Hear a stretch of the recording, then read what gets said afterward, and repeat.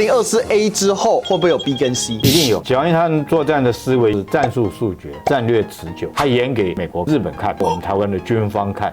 我不需要做战备集运，我立刻就过来。海警编队完全紧贴着马祖的东引岛3海里线在走了。乌丘这边更夸张，它2.8海里了。我觉得海警船就代表这是我的海域了，你敢不敢开火？如果开火就表示开战，后续状况绝对不是我们所能掌握的。最新的12时呢，有光链球加2侧短翼的组合，它可以对我们实施主角作战。那更有威胁性的，我看可能是军用机械狗。他会演练给你看，但不会到台湾来。到台湾来的话，我们就 game over 了。我们公告的军演区域竟然跟共军讲的不一样，共军所公布的是红色的，国军所公布的是绿色，可以说是国内的一个内宣作战。澎湖在演练镇江操演，3月份已经演练过一次，前天又开始演练。但很明显，是不是因应这个演习？两岸太久没打仗，望战必毁，所以搞了半天不是共军对我们温水煮青蛙，而是我们的民进党政府在对台湾老百姓温水煮青蛙。